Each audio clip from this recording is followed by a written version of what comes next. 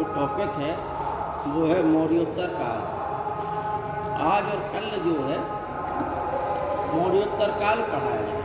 तो कोई विद्यार्थी है जो बता सकता है कि मौर्योत्तर काल में क्या पढ़वाया है?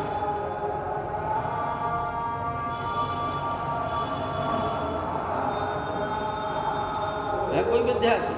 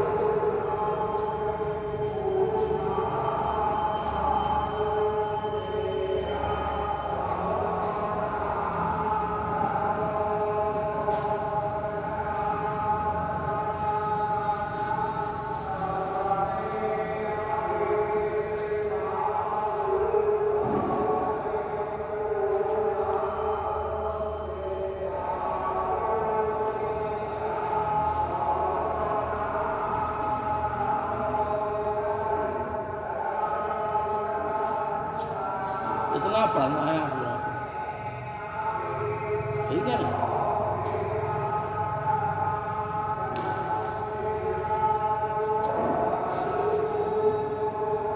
यानी मौर्य काल के बाद मौर्य काल का अंतिम शासक कौन था? उसकी हत्या किसने की? तो यहाँ से क्या हो गया? अच्छा, भारत में बल्कि भारत के इतिहास में अभी आप लोगों ने एक वंश पढ़ा था मगध का, जहाँ पर पुत्रों ने पिताओं की हत्या कर दी और गद्दी प्राप्त की। अब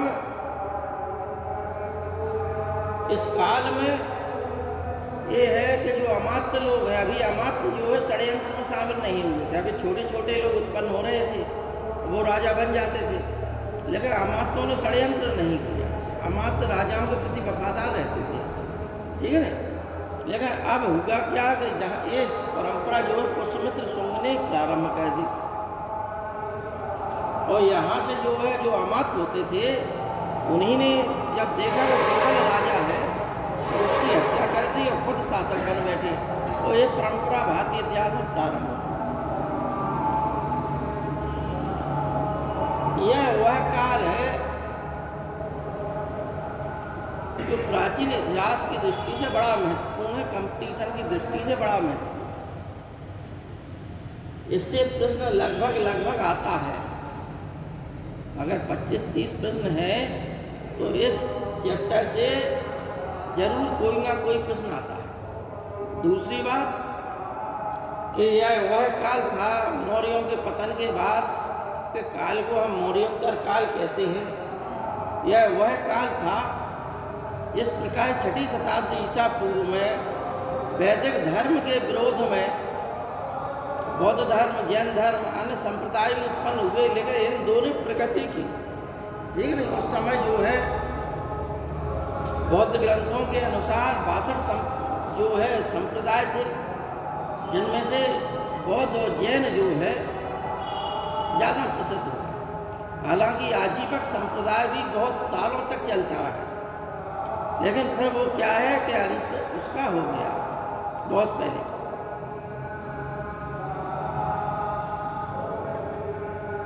लेकिन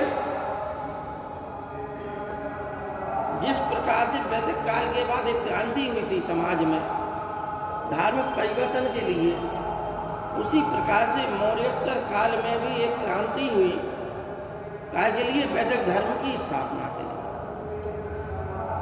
समझ आ गई बात?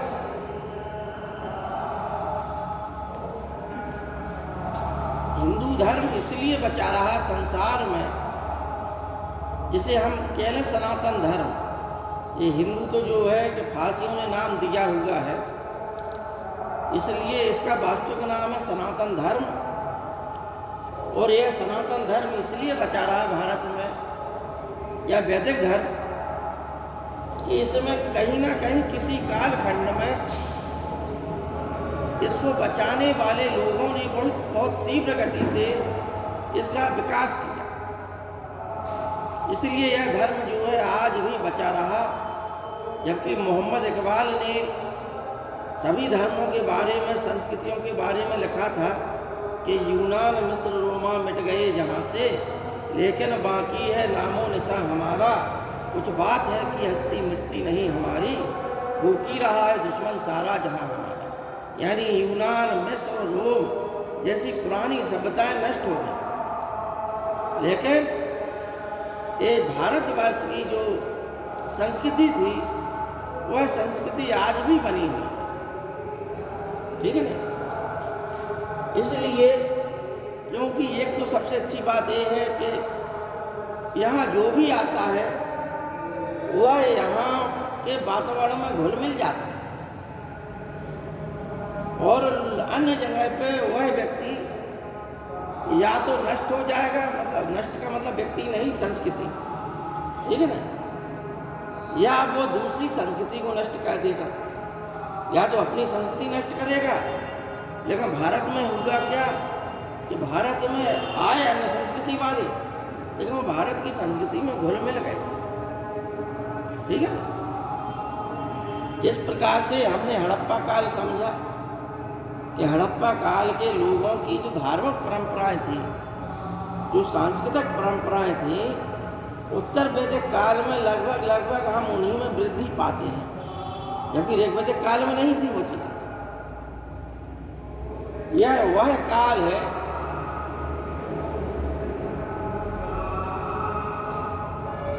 सबसे ज्यादा भारत पर विदेशी आक्रमण। ये प्रश्न आता है कि वो कौन सा कालखंड है भारत का जिसमें सबसे ज़्यादा विदेशी आक्रमण हुए और विदेशी सबसे ज़्यादा भारत में बसे। देखिए, हिंदी, यमन, शक, कुषाण, ये सब क्या है? विदेश की तो हैं, जो बाद में आए। ठीक है ना? ये विदेश से आए।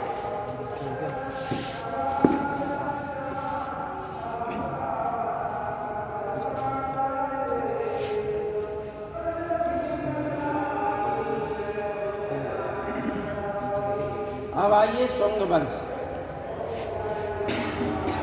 तो शुंग वंश का जो संस्थापक था, और ये शुरुआत के जितने वंश रहे ये सब क्या है? ब्राह्मण थे, यानी इनको मानने वाले ब्राह्मण थे। और इसलिए इन लोगों ने वैदिक धर्म की समाज में पुनर्स्थापना, ठीक है नहीं, बौद्ध धर्म को क्षति पहुंचा। पुष्यमित्र शुंग मौर्य काल में सेनापति के पद पे था और सेना का निरीक्षण करते हुए इसने अपने राजा की हत्या कर दी और स्वयं जो है राजा के रूप में काम करने लगा। लेकिन इसने कभी भी राजा की उपाधि धारण नहीं की। ठीक है ना? इसने सेनानी की उपाधि धारण। ठीक, अभी हम लिखाएंगे आप लोगों को। ठीक है ना? पुष्यमित्र शुंग बौद्ध ग्रंथों में इसे जो है बौद्ध धर्म का कट्टर विरोधी बताया गया। ठीक है ना? क्यों बताया गया? क्योंकि अनेकों बौद्ध ग्रंथों में दिव्यादान में भी लिखित है कि इसने यह जानकारी ली इससे डिस्टर्ब हो रहा है, ये आवाज़ आ रही है ना कि भाई अशोक की प्रसिद्धि का कारण क्या है। तो पता चला कि अशोक ने 84,000 स्तूप बनवाए, तो उसने 84,000 स्तूपों को नष्ट करा दिया, ठीक है ना। लेकिन बौद्ध ग्रंथ और वास्तविक प्रमाणिकता कुछ और तथ्य बताते हैं। जैसे सांची के, जो सांची मध्य प्रदेश के रायसेन जिले में है, वहाँ पर स्तूप हैं। कितने हैं स्तूप? 3, ठीक है ना।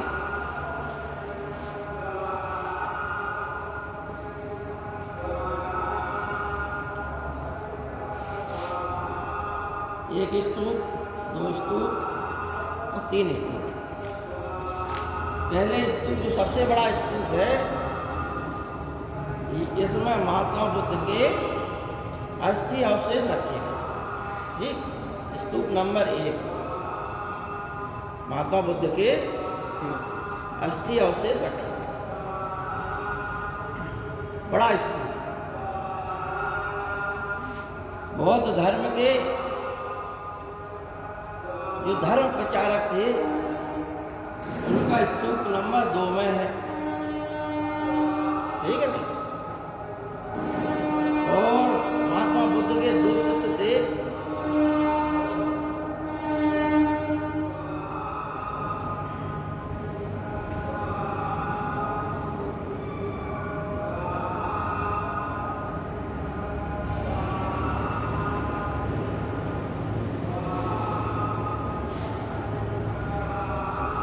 सारिपुत्र और महामोदगलायन।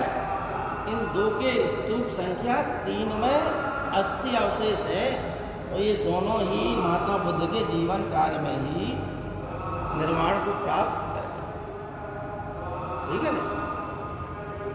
सांची स्तूप की खोज जो है रायटर्स ने की थी, ठीक है ना। तो इसकी जो रेलिंग है, ठीक है ना, देखिए स्तूप इस प्रकार का होता है। ये क्या हो गई? रेलिंग। यहाँ पर क्या हो गए? तोरण द्वार, ठीक। इन तोरण द्वार के ऊपर उन्होंने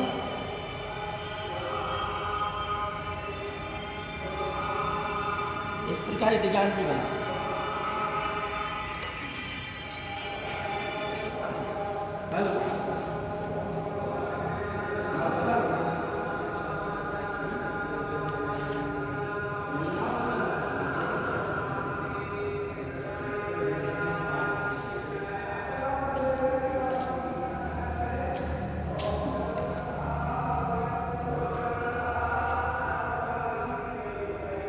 इसे बोलते हैं, हम लोग क्या बोल रहे हैं?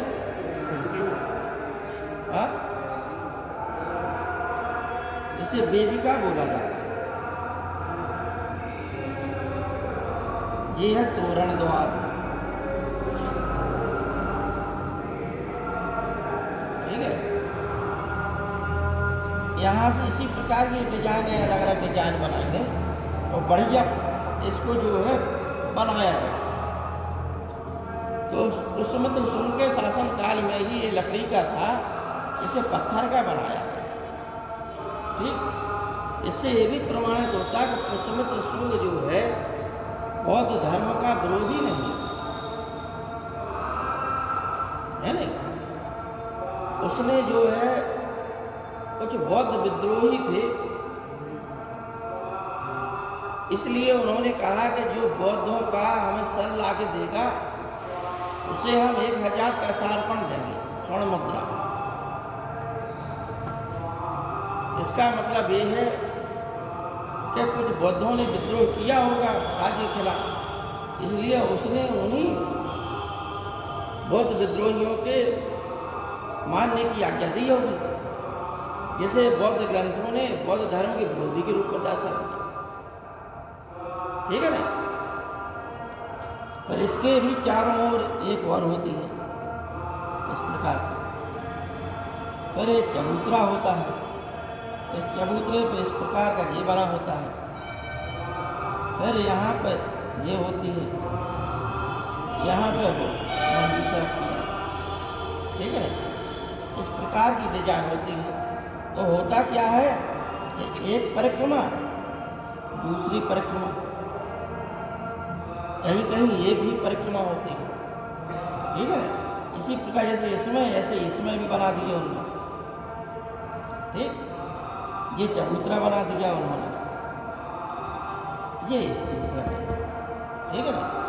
चबूतरे बना हुआ स्तूप, ठीक। इसे हर्मिका बोलते हैं,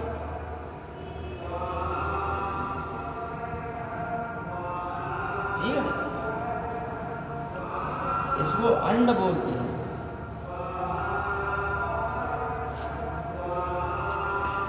ये चबूतरा हो ही गया और ये परिक्रमा पथ हो गया है ना।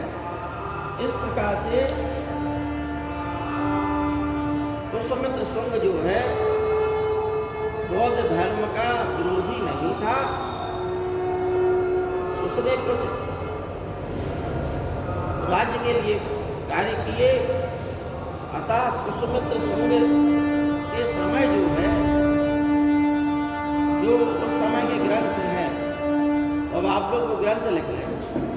मौर्योत्तर काल की जानकारी कहाँ से मिलती है, किन ग्रंथों से मिलती है, तो उनकी पहले सूची लिख लें। जो परीक्षाओं में बार बार किताबें पूछी जाती हैं, उनके लेखक जैसे गार्गी संहिता, मिलिंद पन्नु, पतंजलि का महाभाष्य, ये सब किसके समकालीन थे?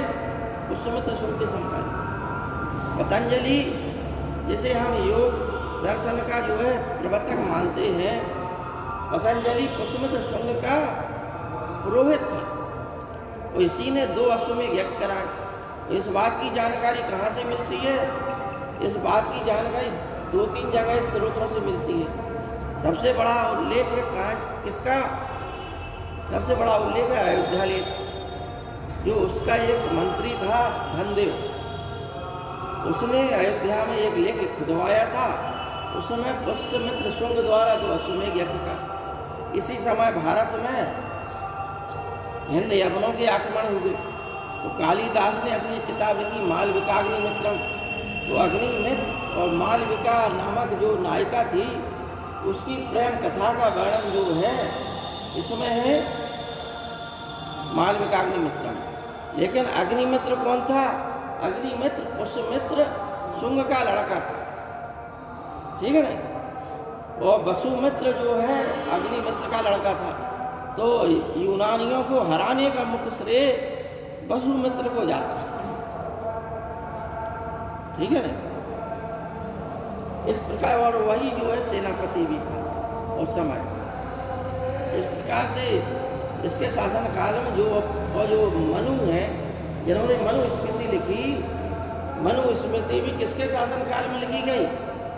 शुंग काल, ठीक है ना। शुंग काल में लगभग 9 शासक हुए, 9 या उससे ज़्यादा हुए हों। लेकिन इस वंश का एक शासक था, क्या नाम, भागभद्र नाम था उसका, ठीक है ना। विदिशा में उसका दरबार था, राजधानी थी उस समय शुंगों की। छोटा हो गया था साम्राज्य। तो उसी समय हिंद यवन शासक एंटियालकीट्स ने अपने एक राजदूत को, जिसका नाम था हेलियोडोरस, उसको अपना राजदूत बना के भागभद्र के दरबार में भेजा था। तो वह इतना प्रभावित हुआ भगवान विष्णु की पूजा से, तो उन्होंने स्वयं वैष्णव धर्म स्वीकार कर लिया। भगवान विष्णु की स्मृति में उन्होंने गरुड़ ध्वज की स्थापना विदिशा में कराई, ठीक। तो भोपाल से विदिशा से थोड़ा ही से आगे चलेंगे आप, विदिशा के समीप है, लेकिन रायसेन जिला प्रारंभ हो जाता है। तो वहाँ पे आपको ये ऐतिहासिक चीज़ें मिल जाती हैं, सब इनके दर्शन हो जाते हैं, ठीक है। लिखिए आप।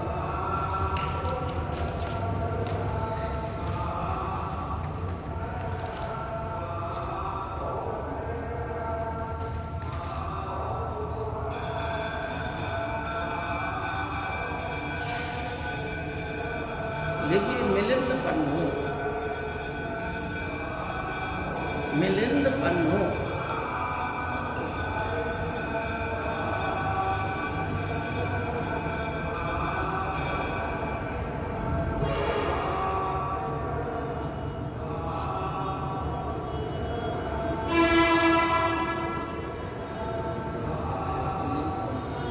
देखो बच्चों, एक चीज और है, थोड़ी सी मतलब स्वास्थ्य खराब हो गया, वायरल इन्फेक्शन हो गया हमें, थोड़ी मतलब जो है आवाज़ तेज नहीं कर पा रहा है, ठीक है। तो आप लोग भी हमें सहयोग करें। ये कौन सा लिखा है हमने? मिलिंद पन्नो। तो मिलिंद पन्नो में एक हिंद यवन शासक था जिसका नाम था मेनांडर। क्या नाम था? मेनांडर। ठीक, जिसे हम लोग हिंदी में मिलिंद बोलते हैं, पुराणों में जिसे मिलिंद कहा, हिंदी नाम, ठीक है ना। नाम था उसका क्या? मेनांडर। तो एक बौद्ध दार्शनिक थे नागसेन। तो उन दोनों के बीच जो वार्तालाप हुआ, उस वार्तालाप का उल्लेख जो है एक ग्रंथ में मिलता है जिसका नाम है मिलिंद पन्नो। ठीक, उन दोनों के बीच का वार्तालाप, और यह ग्रंथ जो है पाली भाषा में लिखा। तो यही लिख लीजिए कि बौद्ध भिक्षु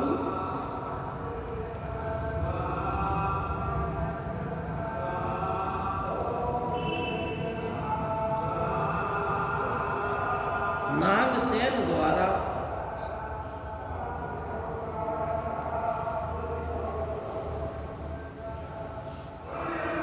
पाली भाषा में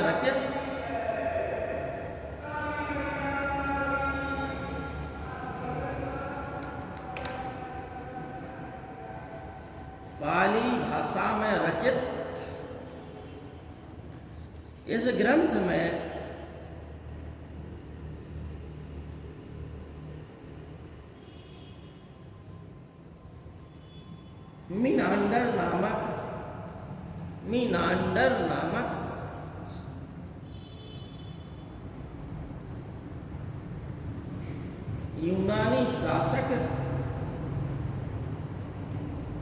मीनांडर नामक यूनानी शासक के विषय में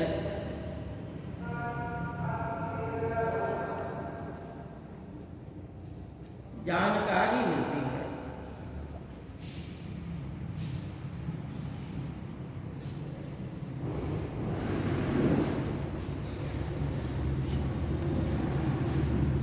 ये हमने आप लोगों को बताई दिया कि वह जो है बाद में स्वयं उसने बौद्ध धर्म अपना लिया था, वो भी बौद्ध भिक्षु हो गया।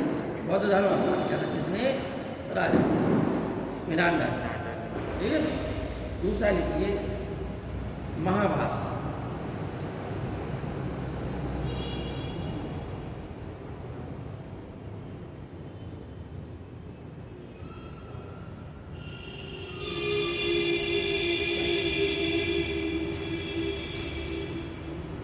देखिए पतंजलि द्वारा लिखित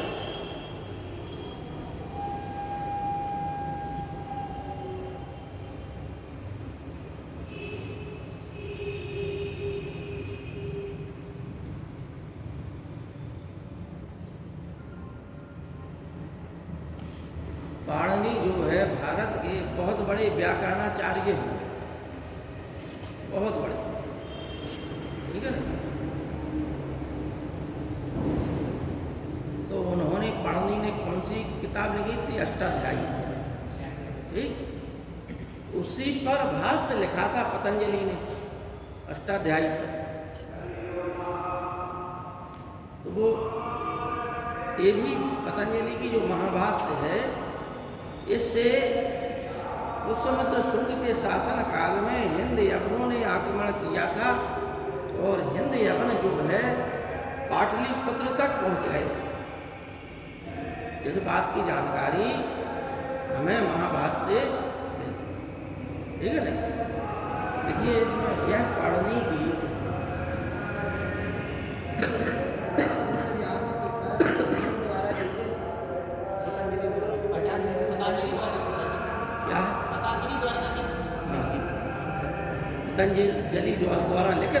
पैराग्राफ चेंज कर लो, ठीक है ना।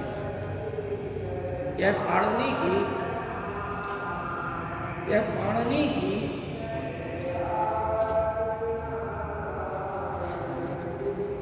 अष्टाध्यायी पर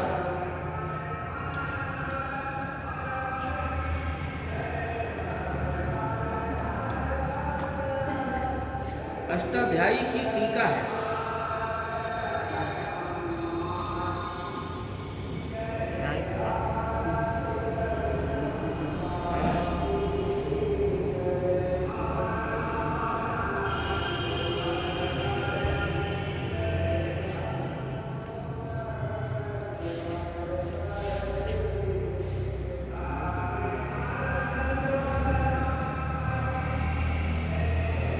इसमें उल्लेख है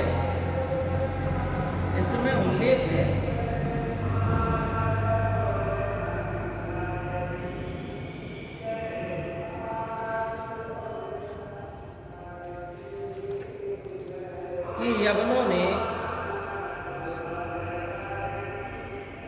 ने साकेत एवं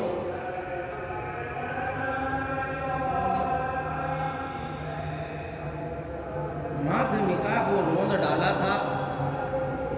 साकेत एवं माध्यमिका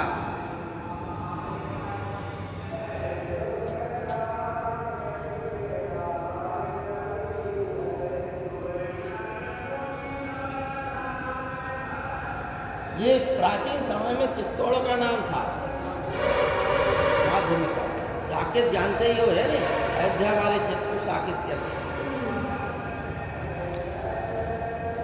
यवनों ने साकेत एवं माध्यमिका को रोंद डाला था।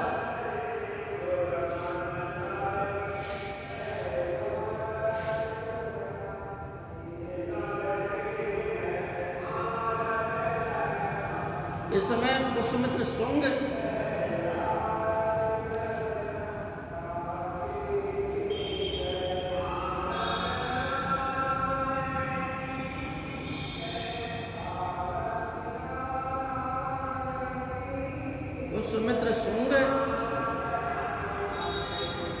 के वंश के बारे में जानकारी मिलती है।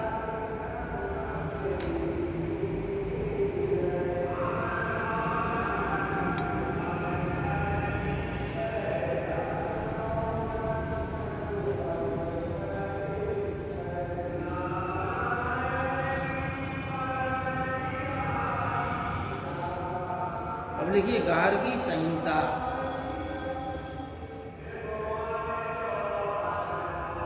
अगली पुस्तक का नाम है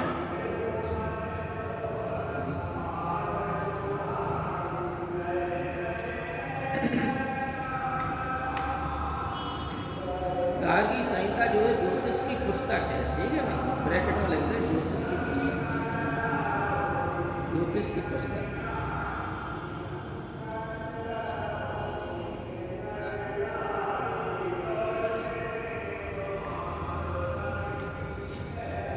इस पुस्तक से पता चलता है, इस पुस्तक से पता चलता है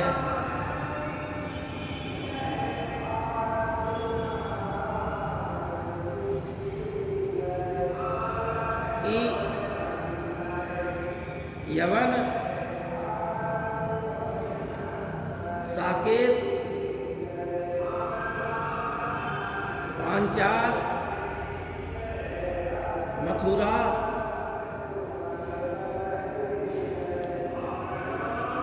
साकेत, पांचाल, मथुरा को जीतते हुए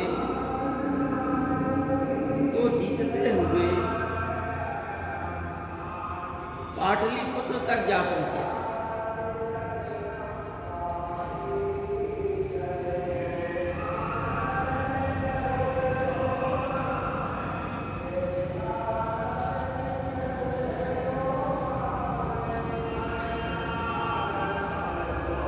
देखिए इसी पुस्तक में लिखिए, नहीं सुन ले आप लोग, गार्गी संहिता में ही उल्लेख है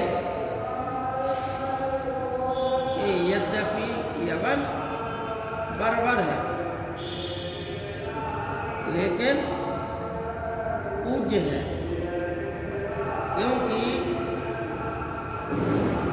ज्योतिष का ज्ञान हमने उन्हीं से सीखा। ठीक है ना? ज्योतिष का ज्ञान हमने उन्हीं से सीखा। जिसने कहा ये बात, गार्गी संहिता। ठीक, कभी कभी कथन आ जाता है कि यद्यपि यवन बर्बर है लेकिन पूज्य है, क्योंकि ज्योतिष का ज्ञान हमने यवनों से ही सीखा। ठीक है ना? क्या ज्योतिष सब्जेक्ट है या राइटर का नाम? ज्योतिष एक विषय है अपने, ठीक है नहीं? और ये प्राचीन समय से ही लोग बाग मानते हैं। तो जिस प्रकार से ब्रह्मांड को जो है 360 अंश माना गया, उसी प्रकार से जो जीव जो है जिस समय माँ के गर्भ से जन्म लेता है, चाहे स्त्री हो या पुरुष हो, ब्रह्मांड में जो तारों की स्थिति है, नक्षत्रों की, ग्रहों की स्थिति है, वो किस भाव में है, अपनी किस ऊर्जा में है, किस शक्ति में है, कोई अन्य ग्रह उसे देख तो नहीं रहा। ये तमाम चीज़ें ज्योतिष से पता चल जाती है। किसी की कुंडली गलत है, आप उसकी सूर्य की स्थिति मतलब अनेकों चीज़ें पता चल जाती हैं। एक आध चीज़ पता नहीं चलती है। ठीक है नहीं? व्यक्ति का भूत भविष्य वर्तमान सब कुछ जो है ज्योतिष में छिपा होता है। ज्योतिष से सब जानकारी मिल जाती है, भूत की भी, भविष्य की भी और वर्तमान। ठीक है नहीं? ज्योतिष अपने आप में एक बहुत बड़ा विषय है। अगला लिखिए,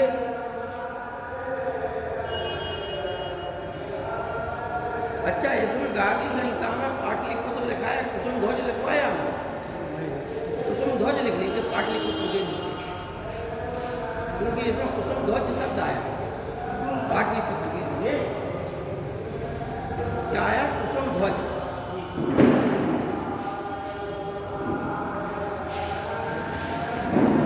ठीक है नहीं? अब लिखिए मालविकाग्नि मित्रम। मालविकाग्नि मित्रम।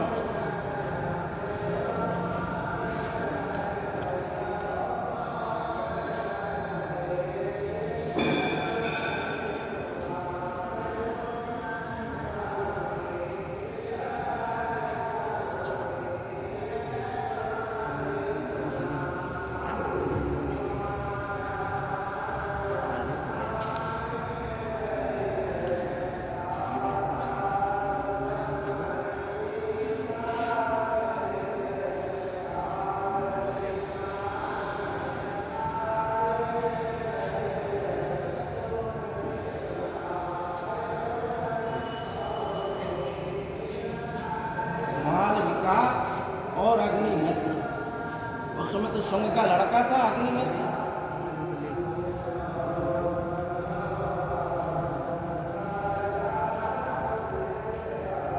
मालविका और अग्निमित्र, ये प्रेम की कहानी का वर्णन। बाद में जो है शादी हो जाती दोनों की और इसकी पत्नी हो जाती है। ठीक है ना?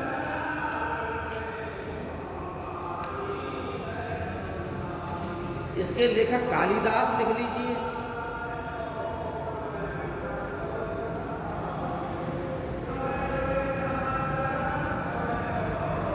देखिए इस ग्रंथ से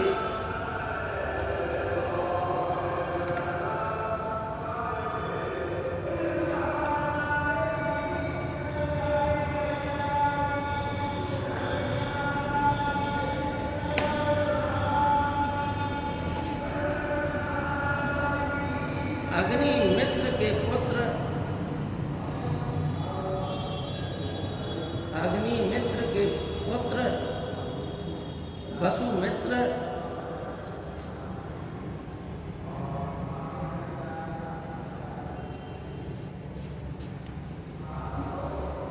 वसुमित्र ने सिंधु नदी के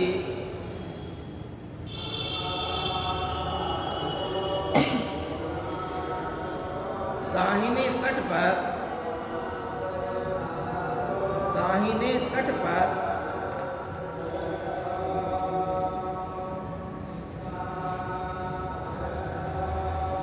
यवनों को परास्त किया था।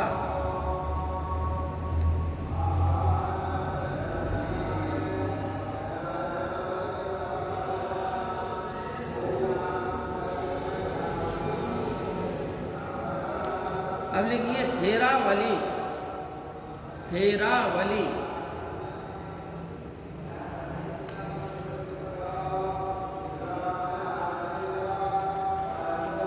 इसका एक जैन लेखक था, जैन लेखक मेरुतुंग। थेरावली का लेखक मेरुतुंग थेरावली पुस्तक का लेखक जैन लेखक था मेरुतुंग।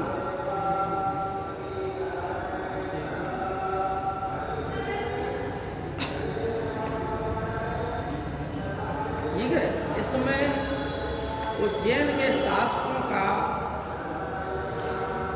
उज्जैन में जिन जिन शासकों ने शासन किया है उन शासकों का उल्लेख है, जिनमें पुष्यमित्र शुंग का भी उल्लेख किया है। ठीक है ना, इस ग्रंथ में उज्जैन के शासकों का उल्लेख है, जिसमें पुष्यमित्र शुंग का भी उल्लेख है।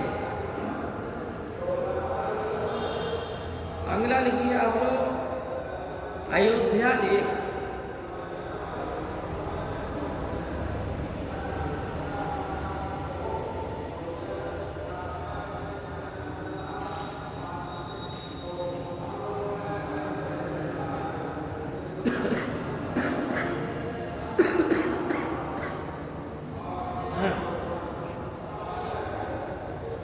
लिखिए अयोध्या लेख में कि पुष्यमित्र के अयोध्या के राज्यपाल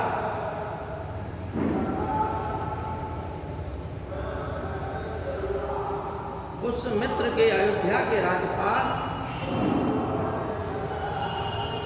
पुष्यमित्र के अयोध्या के राज्यपाल धनदेव का यह लेख है। धनदेव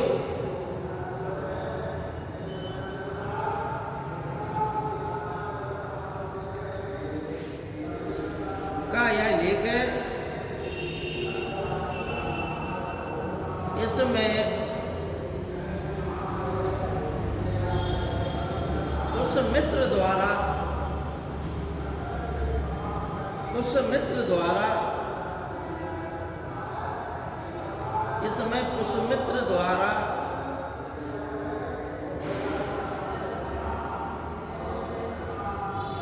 दो अश्वमेध यज्ञ किए जाने का उल्लेख मिलता है।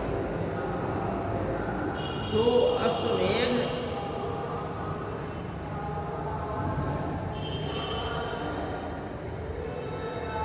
पुष्यमित्र द्वारा दो अश्वमेध यज्ञ किए जाने का उल्लेख मिलता है।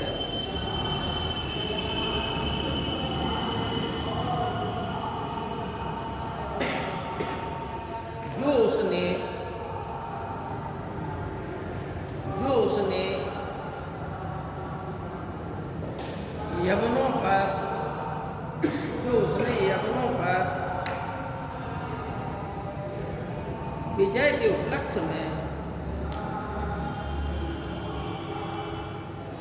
उसने यवनों पर विजय के उपलक्ष्य में किए थे।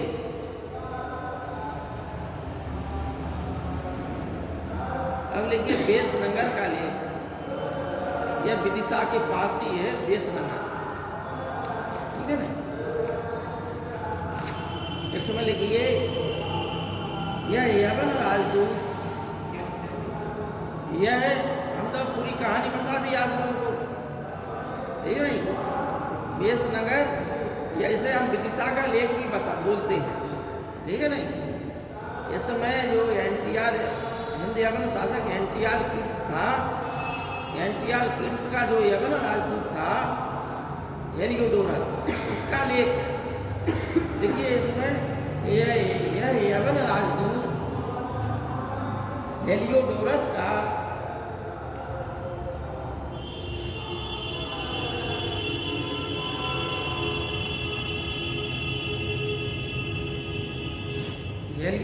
का लेख है।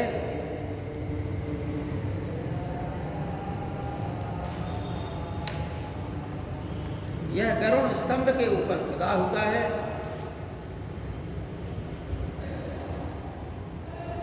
गरुड़ स्तंभ के ऊपर खुदा हुआ है।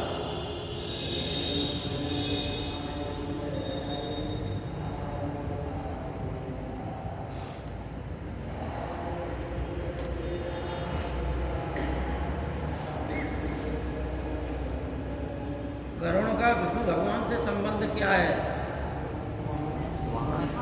वाहन है।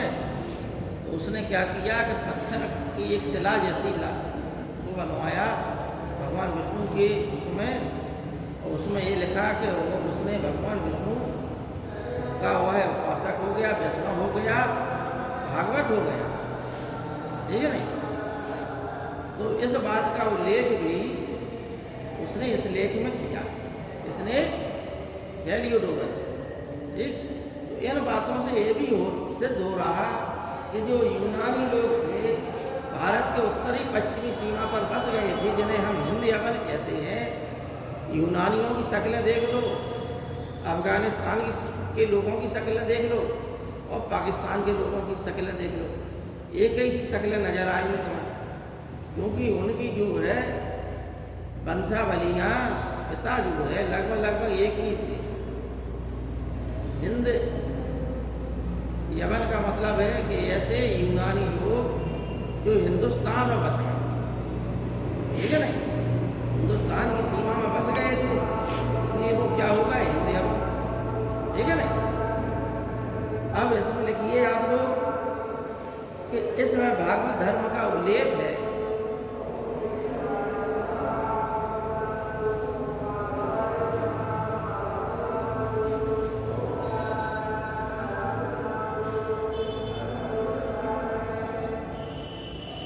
लिखिए natural Historica, natural Historica.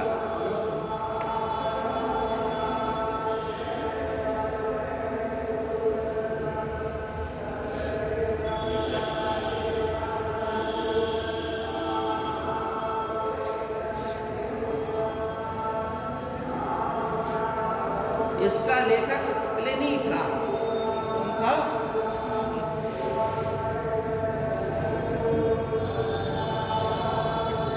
Pliny.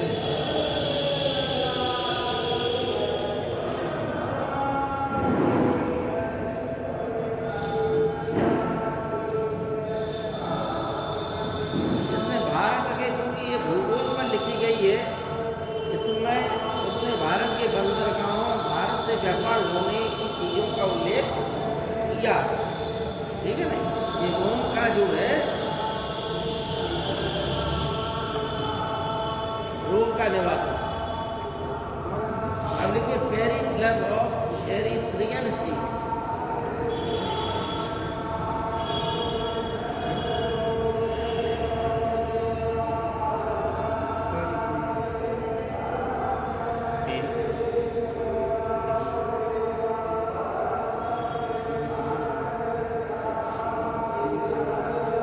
इसके लेखक का नाम ज्ञात नहीं है, मतलब अज्ञात है। इस पुस्तक में इसके लेखक का नाम नहीं है, लेकिन वो यूनानी था। कौन था? एक यूनानी नाविक था।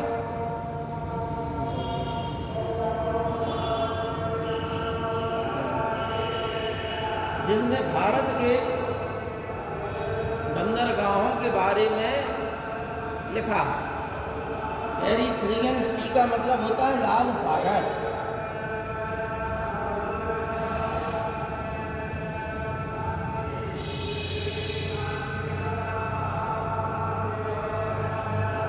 ठीक है ना? तो लाल सागर की यात्री पुस्तिका इसका हिंदी वर्जन हो गया। ठीक है ना। यानी यात्रा पुस्तिका काय की हो गई, एरिथ्रियन की।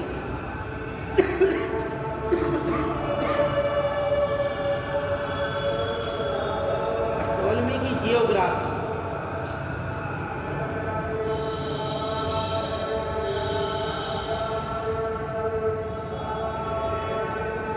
ये भी भूगोल से संबंधित है, टोलमी ने लिखी है।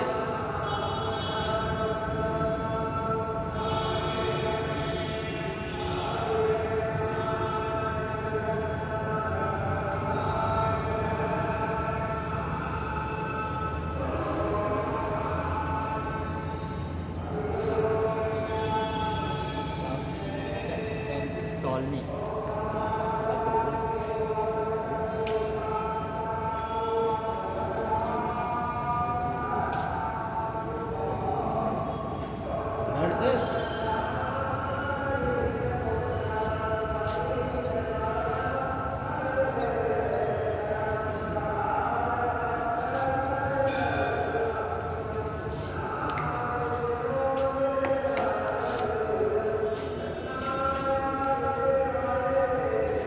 ये जो आवाज़ आ रही है, सबका डिस्टर्ब हो रहा कि नहीं हो रहा? भाई कोई विद्यार्थी है जिसे डिस्टर्ब ना हो रहा हो, वहाँ उठा दे। डिस्टर्ब नहीं हो रहा, कितने परसेंट लोगों का डिस्टर्ब हो रहा है? तो ईमानदारी से हाथ उठाओ। मतलब जो है सभी का हो। अब हम ये बताना चाह रहे हैं आपको कि धर्म जो है व्यक्तिगत चीज होती है। धर्म आपकी धार्मिक और व्यक्तिगत आस्था का विषय है। आप माइक लगा के अन्य लोगों की व्यक्तिगत स्वतंत्रता को नष्ट कर रहे हैं। होता क्या है कि कोई भी कितना भी धार्मिक व्यक्ति हो, अगर वो बौद्धिक होगा इन चीज़ों का विरोध करेगा, सामने नहीं करेगा लेकिन मन में अंदर द्वंद्व चलेगा, है नहीं? ये चीज़ें धर्म को विकृत कर देती। धर्म की स्वरूप ये चीज़ें वहाँ लगती हैं जहाँ पर कोई अन्य निशान ना हो, वही धार्मिक लोग हों जो उसे सुनना चाहते हैं। अब तो माइक लगा के सबका नुकसान कर रहे हैं। तमाम स्कूल में विद्यार्थी बैठे, कोचिंग वाले हैं, अन्य लोग हैं, हाँ, जो घर गृहस्थी के जंजाल में काम कर रहे हैं अपना, तो ठीक है नहीं? ये चीज़ें धर्म की बुरी लगती है। हमारे ख्याल से इनमें संशोधन होना चाहिए। भाई कहीं जैसे विवाह घर है शहर से दूर बन जाते हैं, सरकार ने, सुप्रीम कोर्ट ने आदेश बना दिया 10 बजे तक बस, है नहीं, साउंड सर्विस 10 या 12 ऐसे कुछ टाइम, ऐसा ही है का। इसी प्रकार इनके लिए भी होना चाहिए, लेकिन धर्म के संबंध में लोग नहीं बोलते हैं, क्योंकि जो बोलेगा वो बहुमत होगा।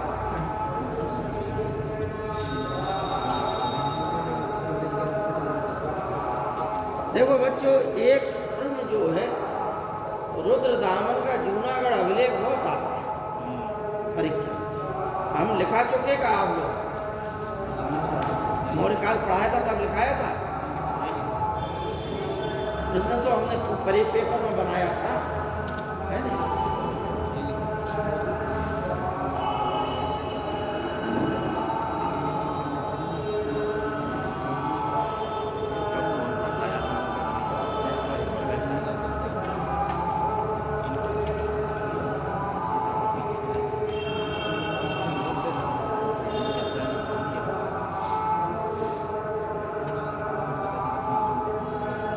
भाई लिखाया हो तो हम मौखिक रूप से बता दें, आगे बढ़ा जाए। नहीं लिखाया। रुद्रदामन के जूनागढ़ अभिलेख में सुन ले, पहले आपको लिखा देंगे, ठीक है ना?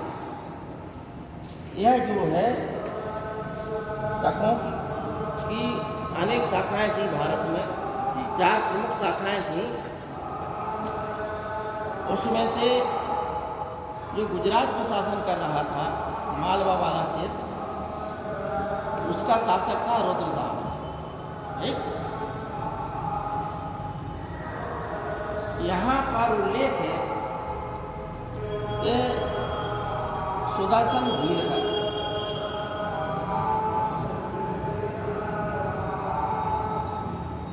ठीक है। इस लेख में चंद्रगुप्त मौर्य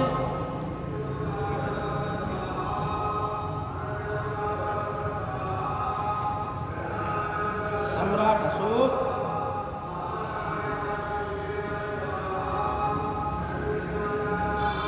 स्कंदगुप्त और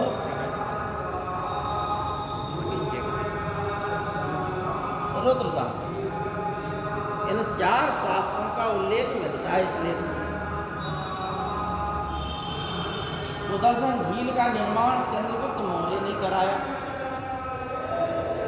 ठीक है ना। भूमि को सिंचित करने के लिए पानी की व्यवस्था हेतु एक झील का निर्माण कराया, इसने चंद्रगुप्त मौर्य। अशोक ने इसी झील से नहरें निकाल दी, ठीक। उस झील में टूट गई झील, तो झील का वो बांध, ठीक है ना, बांध अशोक ने बनवाए, नहरें निकलवाई, बांध बना। उस बांधों में टूटन हो गई, तो स्कंदगुप्त ने कराया, ठीक। लेकिन रुद्रदामन पहला था, गलत लिख रहे हैं। रुद्रदामन के पश्चात आता है स्कंदगुप्त।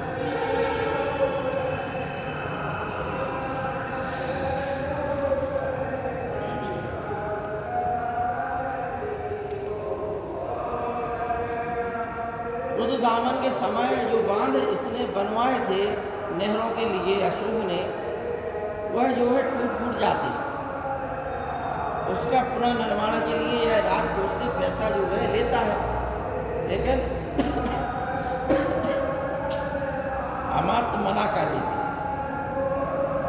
तो यह अपना जो इसका व्यक्तिगत कोष था, उस व्यक्तिगत कोष से यह जो है उस झील का पर जो बांध टूट गए थे उसका पुनर्निर्माण अपने व्यक्तिगत कोष से करा देता है, ठीक है ना।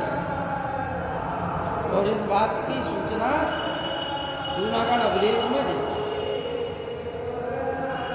इसे रुद्रदामन का ही जूनागढ़ अभिलेख कहते हैं, ना चंद्रगुप्त का कहते हैं, ना अशोक का कहते हैं।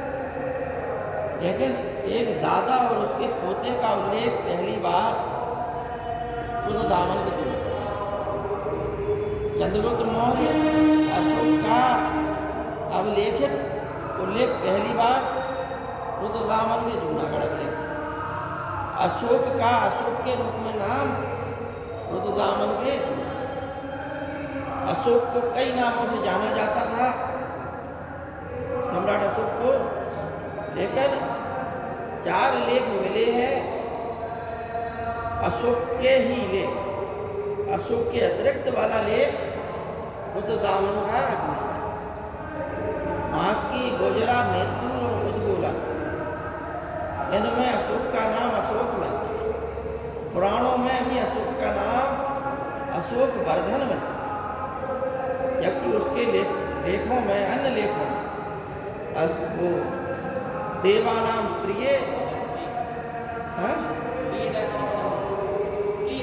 हाँ देवानाम प्रिय और प्रियदर्शी, ठीक, देवानाम प्रियदर्शी, ये नाम मिलते हैं उसके ज़्यादातर, ठीक है ना। स्कंदगुप्त के समय जो इसने बांध कराए थे, बनवाए थे, वो फिर टूट जाते हैं। ये था 150 ईस्वी के आसपास। अशोक के 250 ईसा पूर्व, चंद्रगुप्त मौर्य भी उसी समय था, ठीक है, थोड़ा सा बड़ा है समय इसका, 320 कितना है, 223 के आसपास था, है ना। और ये स्कंदगुप्त कितना है, 300, 350 के ऊपर ही था ये, ठीक है ना, ठीक।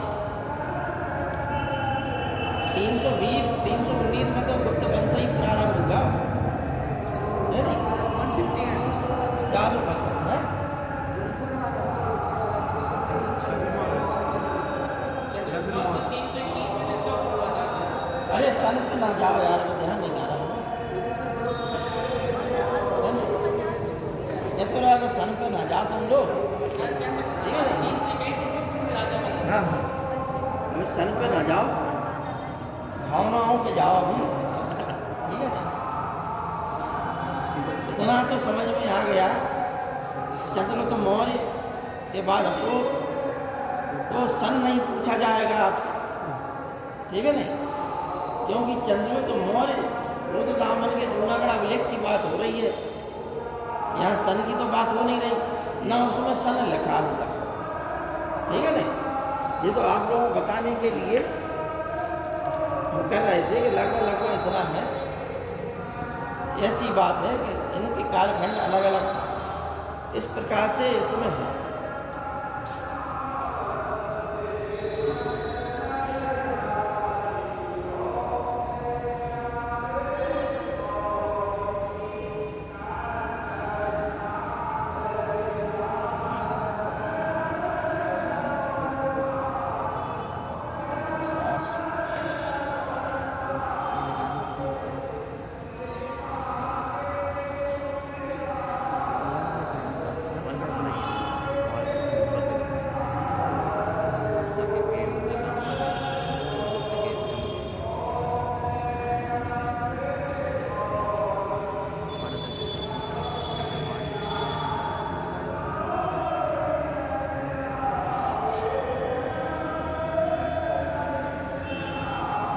ये नाम जरूर पूछे जाते हैं जो जरूरी है आपके लिए, ठीक है? इस इनमें हो अगर कोई बात गलत तो बताइए आप, है ना?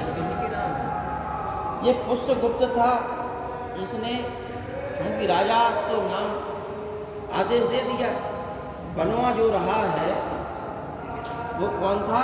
पुष्यगुप्त। चंद्रगुप्त के समय गुजरात का या सौराष्ट्र का राज्यपाल कौन था? पुष्यगुप्त। अशोक के समय दुशासन में यवन था।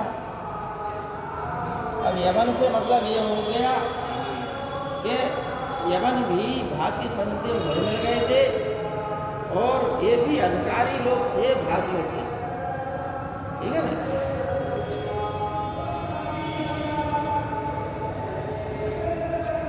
थोड़ा सा आप लोग बता दें कि ये ऐसा है तो भाई, क्योंकि वो वहाँ क्रम कह दिया तो दिमाग में वही स्कंदगुप्त यही छाएगा, ठीक है ना? रुद्रदामन के समय सुविशाख था, ये पहला था, और स्कंदगुप्त के समय पर्णदत्त का पुत्र चक्रपालित था सौराष्ट्र का। सौराष्ट्र का जो है राज्यपाल पर्णदत्त था, और उसका जो निर्माण कराया उस समय वो किसने कराया था? पर्णदत्त के पुत्र चक्रपालित, ठीक है ना? रुद्रदामन के समय जो राज्यपाल था वो कौन था? सुविशाख। पहला का मतलब है ईरानी, ईरानी या फारसी। यह जो है सबसे ज़्यादा परीक्षा में आता है, बहुत ज़्यादा रिपीट होता है तुलसी रुद्रदामन में जूनागढ़ में। इससे तो आप लोग रट डालो। फिर सुदर्शन झील का निर्माण अन्य शासकों ने भी अलग अलग क्षेत्रों में कराया।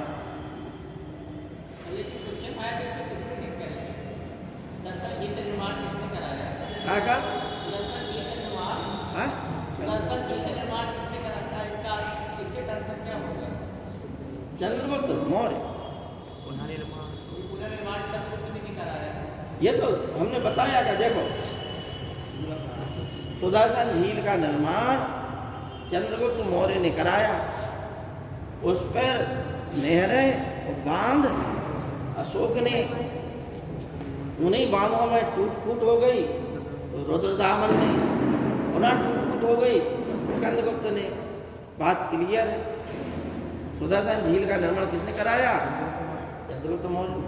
पुनः निर्माण आ गया तो फिर रुद्र दामन टिक हाँ। करेंगे इसका नहीं पुनर्निर्माण ये लोग, लेकिन वो ऐसा पूछेंगे नहीं, पूछेंगे इस प्रकार का, क्योंकि ऐसा आया ही नहीं अभी तक, है ना। कहीं भी उठा के देख लेना, देखो जब से 90 से प्रारंभ हुई थी ऑब्जेक्टिव परीक्षा, ठीक है ना, ठीक, तब से के ही पेपर का अध्ययन हमने किया है 90 से, इतिहास के पेपरों का। तो जिस प्रकार के प्रश्न पूछे जाते हैं वही आपको बता रहे हैं, और इससे क्लियर भी हो जाते हैं, ठीक है ना। अब आप लोग लिखिए पुष्यमित्र शुंग का लिखिए।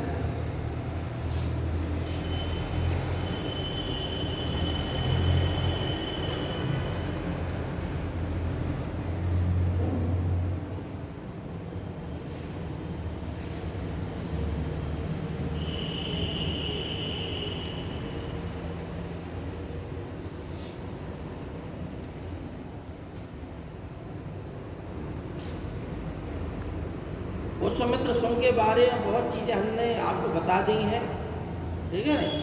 शॉर्टकट में जितना हो सके लिख लें आप लोग, नहीं फिर क्या है, समय का अभाव ज़्यादा हो जाता है फिर, है ना, तो फिर आपका बहुत छूट जाता है।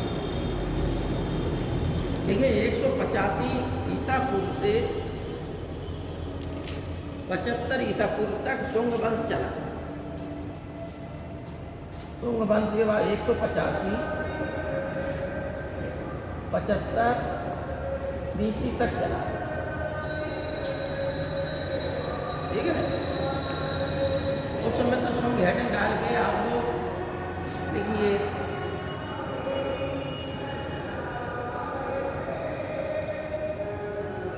शुरुआत हमने सब लिखा ही दिया, रिपीट करने से कोई फायदा नहीं, है ना भाई। उसकी जानकारियों के स्रोत मिल ही गए आपको, और उन्हीं चीज़ों को बाद में उसी के बीच में लिखा दें तो फायदा क्या रहेगा। इसलिए आप लोग लिखिए कि उसने 2 अश्वमेध यज्ञ कराए, ठीक है ना।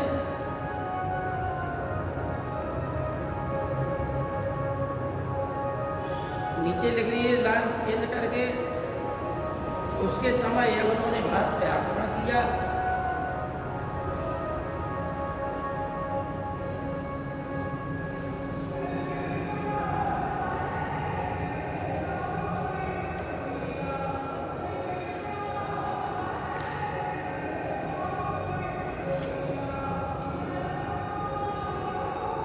पतंजलि उसके मुख्य पुरोहित थे।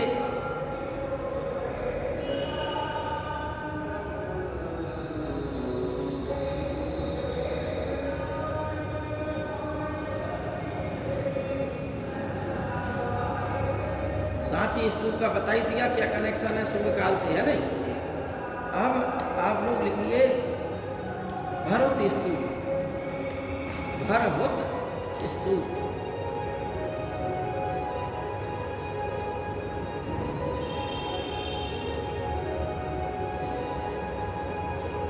देखिए 1873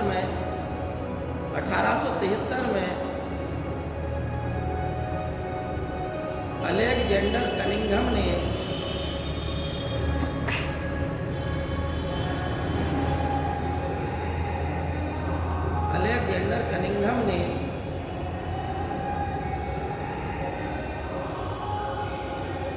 मध्य प्रदेश के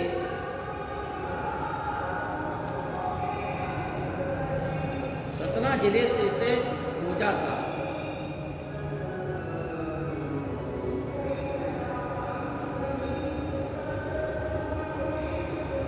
ठीक है, हमने सांची स्तूप का बता ही दिया था कि उसकी खोज किसने की थी, रायटर्स ने।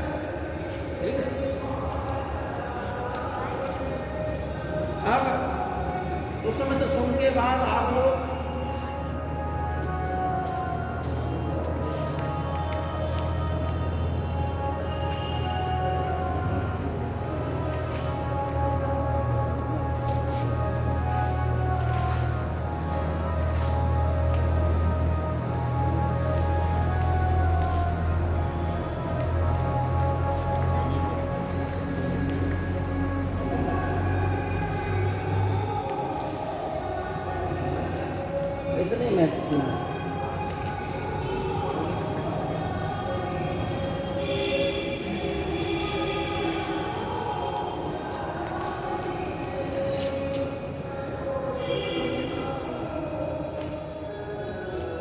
उस समय अग्निमित्र, वसुमित्र, भागवत नौवां शासक था भागवत है, और अंतिम शासक था देवभूति।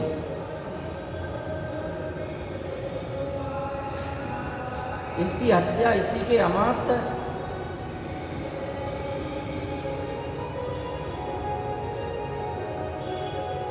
नाम कन्नवंश सुशर्मा नाम था।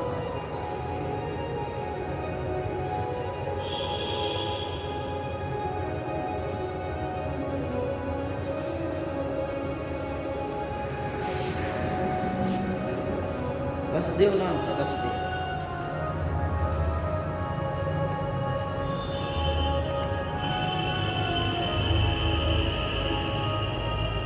अंतिम शासक देवभूति, इसकी हत्या उसी के अमात्य वसुदेव ने की, और कौन वंश की स्थापना की?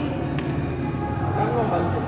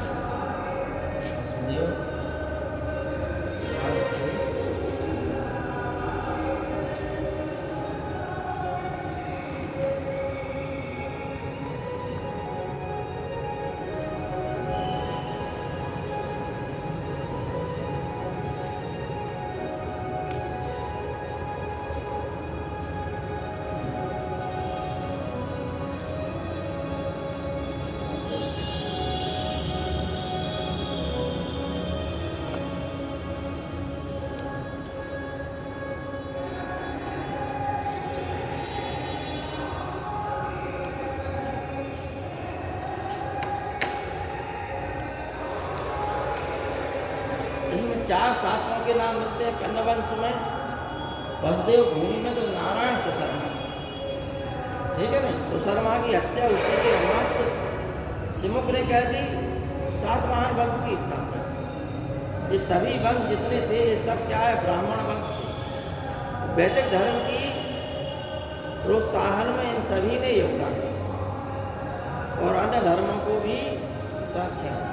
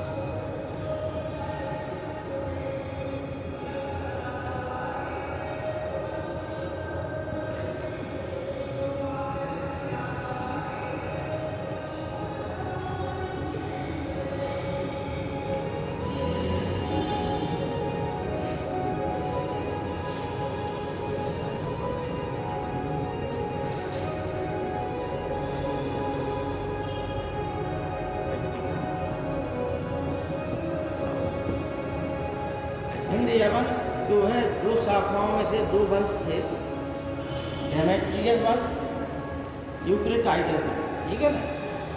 इसमें हमने एक कोड बनाया है SDM और ताऊ। एस का मतलब साकर, डी का मतलब डेमेट्रियस और एम का मतलब मेनांडर। यूक्रेटाइडस वंश, इससे मतलब तक्षशिला, इससे मतलब एंटियाल कीट्स,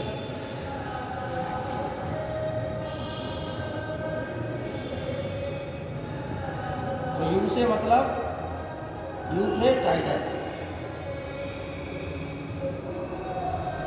ठीक है ना? डेमेट्रियस वंश का सबसे प्रसिद्ध शासक मेनांडर था, इसके बारे में बता चुके। यूक्रेटाइडस का हमने एंटियालकीड्स का बता ही दिया। इसने अपने राजदूत हेलियोडोरस को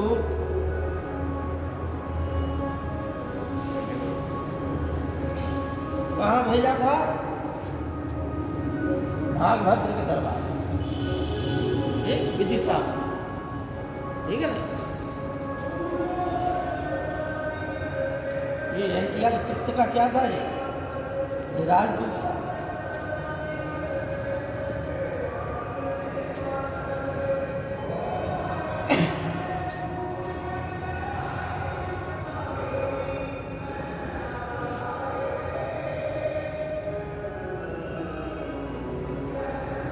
छोटी छोटी चीजें हैं।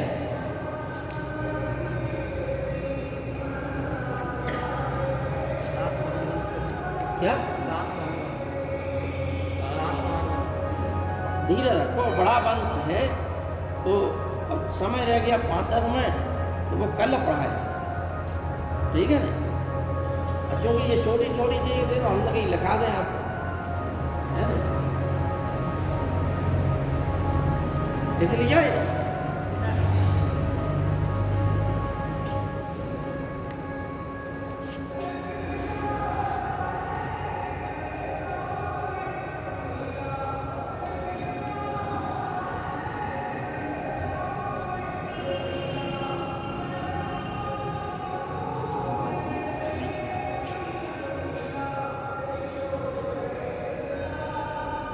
आप लोगों को बता दें कि इतिहास जो आप पढ़ रहे हैं, इतने में ही इतिहास समाप्त नहीं। ये आप तथ्य पढ़ रहे हैं। सही इतिहास होता है उसकी थ्योरी, उसकी विषय वस्तु आपके दिमाग में कितनी है, ठीक है ना। असली इतिहास वो होता है। तथ्य से आप क्या है, ये परीक्षा उपयोगी होते हैं, लेकिन अगर पूरी कहानी मालूम है आपको तो तथ्य भी जो है आपको याद हो जाता है। ये आप तथ्य ही तथ्य नहीं रटते रह जाते। हिंद यवनों का भारत में क्या योगदान है?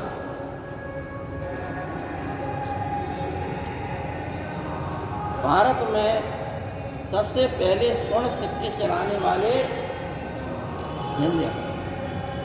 भारत में राजाओं की जो चिन्ह है सिक्के पर, ठीक है ना, वो हिंद यवन शासक, वो लेख युक्त सिक्के हिंद यवन शासक, ठीक।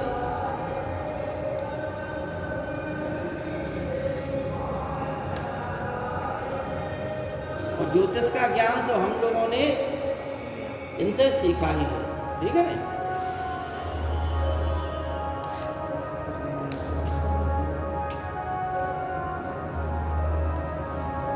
भारत में लेख युक्त सोने के सिक्के चलाने का श्रेय हिंद यवन शासक बहुत ज़्यादा आता है। भारत में राजाओं की आकृति युक्त सिक्के चलाने का श्रेय हिंद यवन शासक, ठीक है ना। ये लिख लिया हो तो बैठ दें।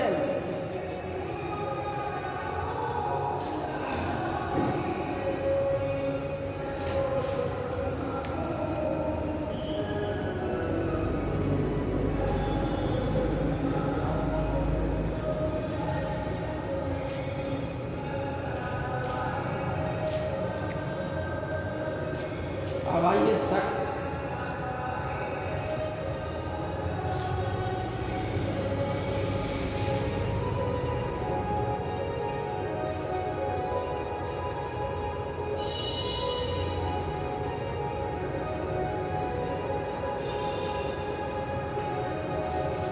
शक, कुषाण, हूण, ये सब क्या है?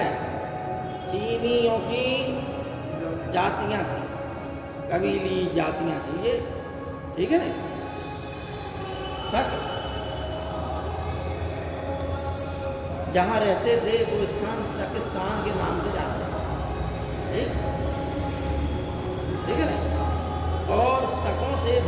बहुत पुराना संबंध है। यहाँ के शक से जो है शकिस्तान और सीस्तान नाम हो गया उसका, ठीक है ना, अभिभ्रंश होते हो।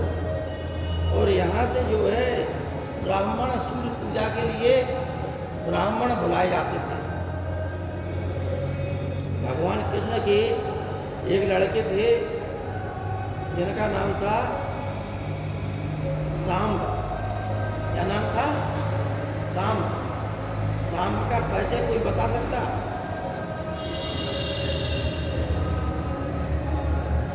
भगवान राम की सेना में एक जामवंत जी थे, जी हम जानते हैं। उनकी पुत्री जो है कृष्ण भगवान को ब्याही थी, जामवती, ठीक है ना।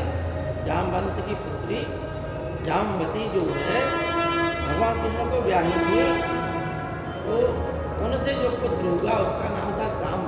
तो सांब जो है सूर्य पूजा का उपासक था, और उसने जो है सूर्य पूजा के लिए सीस्तान या शकिस्तान से ही ब्राह्मणों को बुलाया था। ये स्पेशलिस्ट थे, ठीक है ना। जैसे भारत के लोग जो हार्ट सर्जरी के लिए कहीं और जाते हैं, कैंसर हो जाए तो मुंबई जाओ या ग्वालियर जाओ, स्पेशल केंद्र, ठीक है ना। ऐसे ही स्पेशल पुरोहित बुलाए थे। जैसे शिवाजी ने स्पेशल पुरोहित बुलाए थे अपने राज्याभिषेक के लिए, ठीक। तो शकों की 5 जातियां थी, उसमें से उत्तरी और पश्चिमी।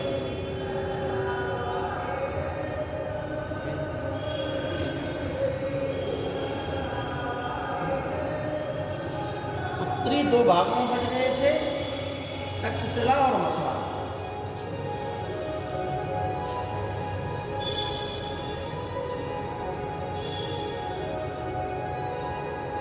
पश्चिमी भी 2 भागों में बट गए थे,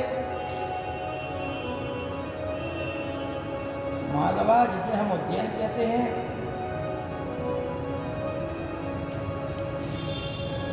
और नासिक।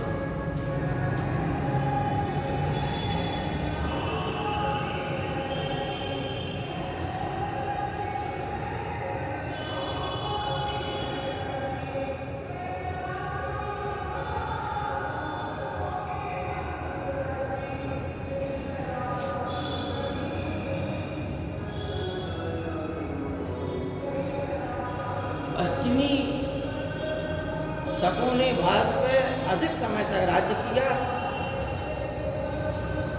मालवा या उज्जैन के जो शक थे उनकी शाखा का नाम था कादमक वंश, और नासिक में जो थे उनका नाम था छहरार वंश, ठीक है ना।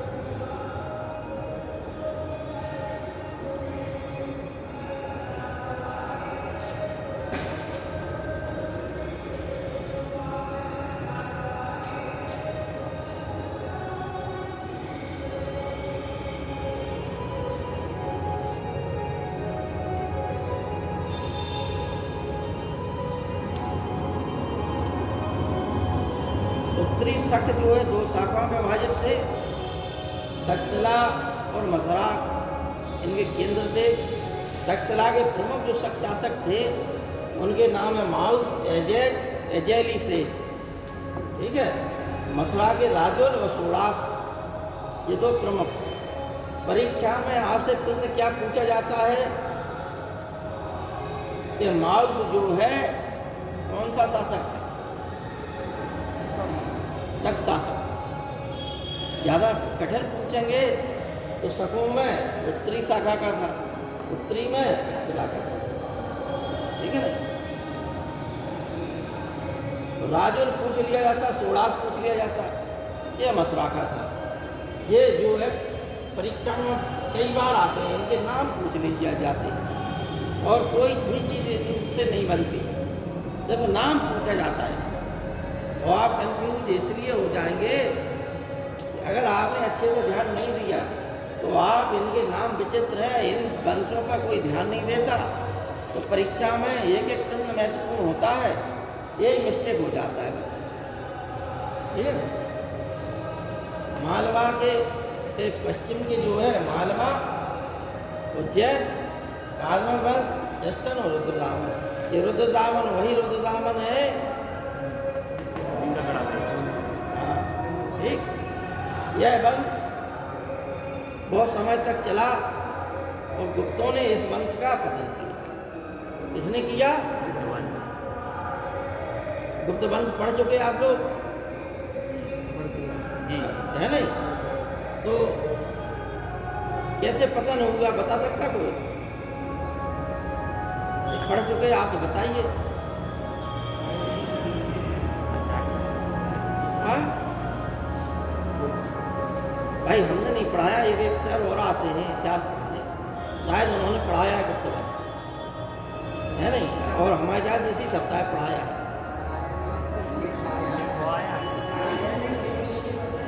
हाँ, चंद्रगुप्त ने किया हो। हाँ, चंद्रगुप्त ने। हाँ, उसका चंद्रगुप्त द्वितीय का जो भाई था, चंद्र द्वितीय विक्रमादित्य का जो भाई था रामगुप्त। रामगुप्त राजा था, लेकिन इसी वंश का रुद्र सिंह द्वितीय, उसने आक्रमण कर दिया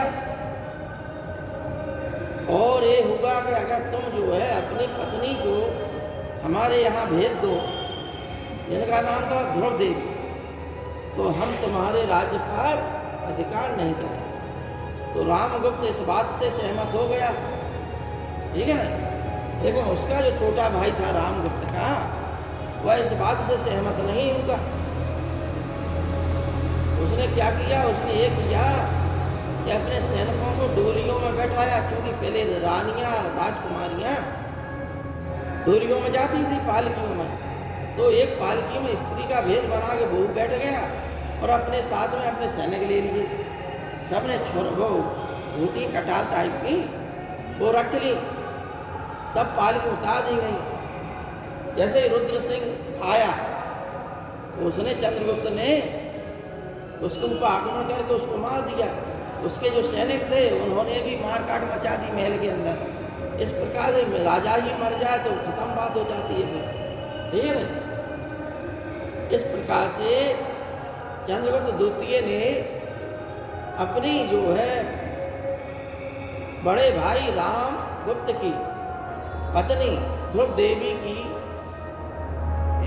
रक्षा की, अपने वंश की मर्यादा की रक्षा की, अपनी संस्कृति की रक्षा की, और ऐसे कायर और भीरू जो है भाई को उसने हटा दिया, कुछ इतिहासकार कहते हैं मार दिया, और भाई की पत्नी से विवाह कर लिया, ठीक है ना?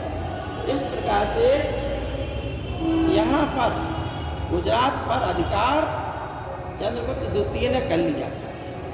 इसी उपलक्ष्य में उसने विक्रमादित्य की उपाधि धारण की थी और चांदी के सिक्के चलाए थे, ठीक है नहीं, जिसमें उसकी विक्रमांक की उपाधि मिलती है। समझ में आ गई बात?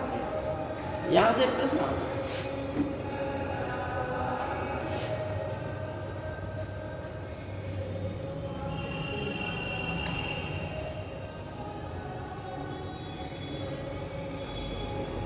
समय बच्चों ज़्यादा हो गया, थोड़ा रुद्रदामन का और बताना था आपको, ठीक है ना? रुद्रदामन का शक शासकों से रिश्तेदारी थी, वो रिश्तेदारी बताना था, और एक बहुत अच्छा शासक था जी रुद्रदामन, ठीक है ना? अब कल देखा जाएगा। 9:40 हो गए, 9:30 बजे जा